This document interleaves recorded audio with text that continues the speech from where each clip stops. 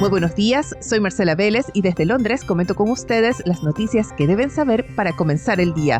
Bienvenidos a Primer Click de Diario Financiero. Muy buenos días, es jueves 12 de junio, bienvenidos a Primer Click.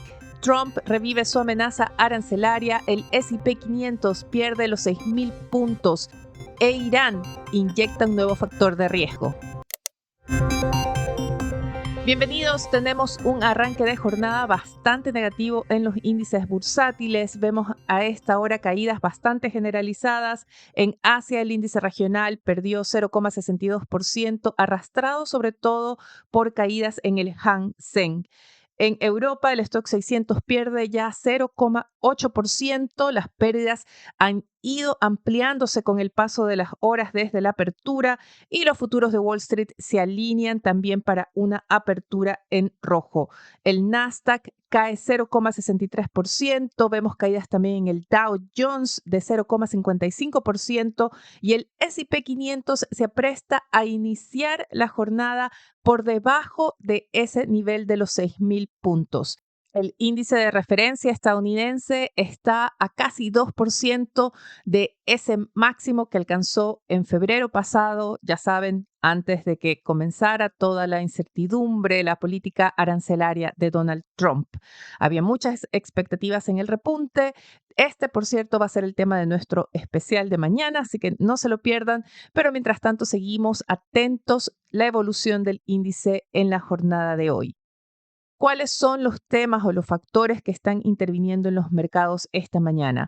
Tenemos varios. El primero es ese reporte de inflación que fue publicado ayer en Estados Unidos con una inflación por debajo de lo esperado para mayo. Tenemos también esta amenaza de Donald Trump de imponer aranceles de forma unilateral, algo que el mercado ya había disminuido como una amenaza, pero ahora Trump la revive. Y tenemos también ahora factores de mayor riesgo geopolítico que llegan desde Irán.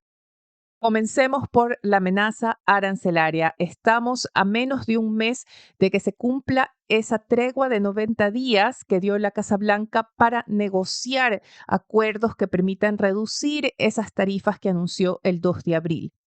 La tregua se vence el 8 de julio, es decir, que a partir del 9 de julio entrarían en vigor o aranceles negociados con Washington o las tarifas recíprocas, así le llamó Donald Trump, que se anunciaron en el famoso Día de la Liberación, como le llamó la Casa Blanca. Hasta ahora no ha habido grandes acuerdos comerciales, hay un marco de acuerdo con Reino Unido que todavía no se ha implementado del todo. Hay un marco de acuerdo con China, del cual hay dudas, ya vamos a hablar de eso. Y ayer Donald Trump aseguró que está confiado en que van a lograr un acuerdo con cerca de una decena de países con los que están en negociaciones, incluyendo Corea del Sur, India, Japón y la Unión Europea. Por cierto, el bloque europeo sería el último de esos acuerdos en sellarse antes de que termine este periodo de tregua. Sin embargo, en las mismas declaraciones, Trump advirtió que en la próxima semana y media, 2 semanas, un periodo que usualmente cita como referencia, van a enviar cartas a los países diciéndoles que estas son las tarifas, tómenlas o déjenlas. ¿Cuáles son las consecuencias de dejarlas? No está claro, pero básicamente lo que está diciendo Trump es que no tienen capacidad para negociar con todos los países hasta antes del 8 de julio, por lo cual les van a comunicar cuáles son los aranceles que impondría la Casa Blanca, cuáles serían esas condiciones y los países tendrían que aceptar o no sin negociación de por medio. Esta idea de aranceles impuestos de forma unilateral es un riesgo que golpeó con mucha fuerza a los mercados y que desde entonces, desde abril, desde que se anunció la tregua, había disminuido en fuerza. De alguna forma se revive ahora, pero con menor intensidad, dado que los analistas, los inversionistas están apostando a que, aunque no haya una negociación de por medio, el arancel final por el cual apostará la Casa Blanca va a ser menor en general a lo anunciado o amenazado previamente el 2 de abril. De ahí que quizás no vemos un mayor movimiento en el mercado, sí vemos cierto esta huida a activos de refugio. El oro sube esta mañana nuevamente casi 1%. El dólar retoma las caídas, pero no hay por ahora, podría cambiar una vez abra Wall Street, pero no hay por ahora una reacción tan fuerte como la que han generado en ocasiones anteriores otras declaraciones de Donald Trump. Dentro de esta incertidumbre hay dudas también en torno a la negociación con China. Se apunta a un acuerdo bastante frágil. Hay ya detalles que comienzan a surgir, como por ejemplo, si China aceptó como parte de la negociación entregar más licencias para las exportaciones de minerales y tierras raras a Estados Unidos, elementos necesarios para la industria, pero estas licencias tendrían un plazo de 6 meses. También se apunta a la falta de detalles, se acusa que lo acordado esta semana en Londres, así como lo acordado en Ginebra en mayo, no resuelven en realidad los conflictos centrales entre las dos principales economías del mundo y por lo tanto se permite anticipar que vamos a tener esta negociación de forma permanente y quizás más periodos de impasse, de quiebre, de amenazas. Pongamos la mirada ahora en el segundo punto y es el impacto que estas políticas de la Casa Blanca ya están provocando. Y el foco está en Estados Unidos, porque ayer la economía estadounidense volvió a desafiar las expectativas, esta vez en materia de inflación. Se publicaron las cifras de inflación a mayo y por cuarto mes consecutivo estas estuvieron por debajo de lo previsto. Se había anticipado que iba a haber un repunte inflacionario producto del alza de aranceles, especialmente a los de China, que sí entraron en vigor, aunque luego se recortaron, pero que eso iba a tener un impacto. Pues bien, lo que vimos fue una inflación en 2,4% en 12 meses. Esto estuvo por debajo ligeramente del 2,5% que había previsto el mercado para mayo y también aunque supuso un ligero aumento respecto al 2,3% que se marcó en abril. En una comparecencia ante el Congreso, el secretario del Tesoro estadounidense atribuyó a las medidas que ha tomado la Casa Blanca el resultado de este reporte de inflación. Dijo que están apuntando a la dirección correcta al desacelerarse el alza de precios y puede ser que con ello se haya referido a la baja en el precio de los combustibles. Quizás porque en realidad ya analizando los diferentes elementos de la canasta que se tomó como referencia para crear el índice de precios o para monitorear la inflación, se ve que las mayores bajas se explican ya sea por una acumulación de inventarios previa al alza de aranceles, lo que hizo que los productos no se vean afectados, al menos por ahora, pero también se observa un impacto de la incertidumbre en la demanda. Es el ejemplo de los precios de tarifas aéreas que registraron una de las mayores bajas en el último mes y ya habíamos tenido la advertencia de las aerolíneas sobre una menor demanda de parte de los consumidores estadounidenses, sobre todo para vuelos domésticos. Un ambiente de una demanda más débil hace que las empresas tengan un escenario más difícil para trasladar el alza de precios a los consumidores y este podría ser un factor que al menos hasta mayo ha mantenido controlada la inflación. Sin embargo, se cree que la Reserva Federal, y a pesar de las presiones que seguramente van a aumentar para que recorte la tasa, se cree que va a optar por un escenario todavía de espera. La inflación subyacente se mantiene en 2,8%, un nivel incómodo para la Fed, que tiene su reunión de política monetaria la próxima semana.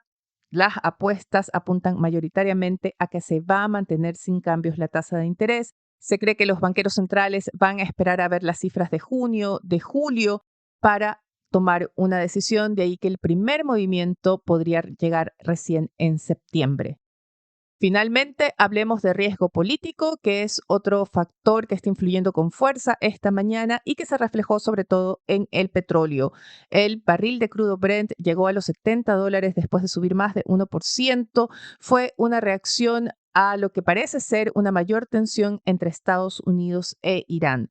En las últimas horas ha recortado sus avances, vemos más bien que revierte la tendencia, el petróleo opera con una caída y ya vemos que el crudo Brent se ubica en torno a los $69 y el barril de WTI en torno a los 67. Sin embargo, el mercado sigue atento al cruce de reportes entre Estados Unidos e Irán. Ayer, en una entrevista dada por Donald Trump a The New York Post, el presidente estadounidense se mostró escéptico sobre la posibilidad de alcanzar un acuerdo nuclear con Irán. Desde ese país respondieron que esperan que no se llegue a un conflicto, a una agresión militar, tal como ha amenazado previamente Estados Unidos. Y por su parte, Irán amenaza con atacar las bases y otras sedes de Estados Unidos en Medio Oriente.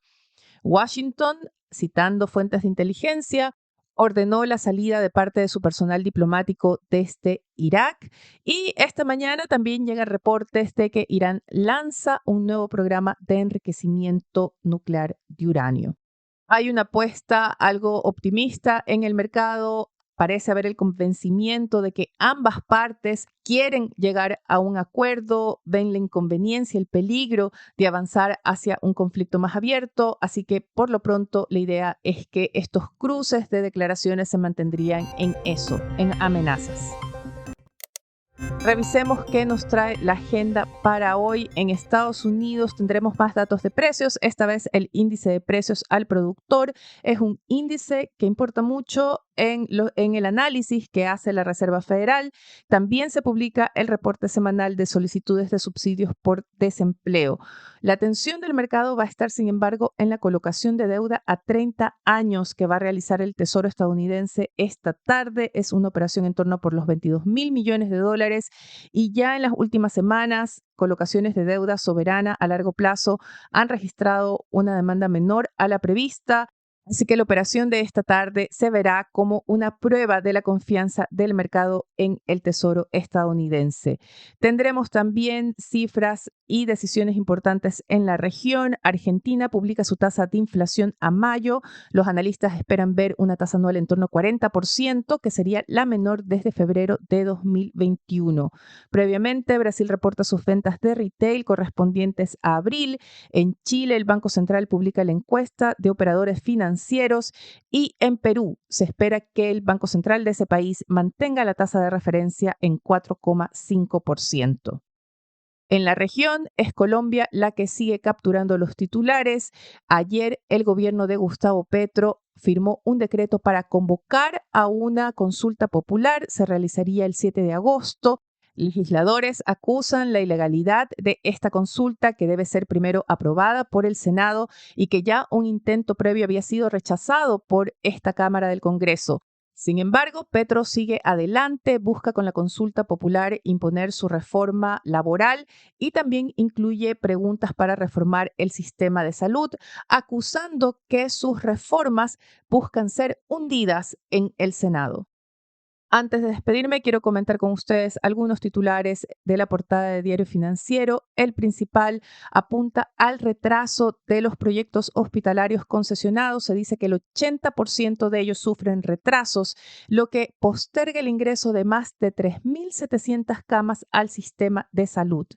También se destaca en la portada las propuestas que presentó la presidenta de la SOFOFA para generar un shock de inversión en el país. Y a propósito de inversiones, el monto de los proyectos aprobados en mayo alcanza los $4.859 millones, la cifra mensual más alta durante este gobierno. Con esto me despido por ahora. Los invito a que sean actualizados de las noticias del día y más visitando nuestro sitio web de f.cl y de fsud.com con las noticias de negocios de Latinoamérica. No dejen de suscribirse, dejarnos sus comentarios, su calificación en cualquiera sea la plataforma que estén escuchando este podcast. Eso nos va a ayudar a crecer. Gracias desde ya. Les deseo que tengan un buen día. Los espero mañana con nuestro especial semanal.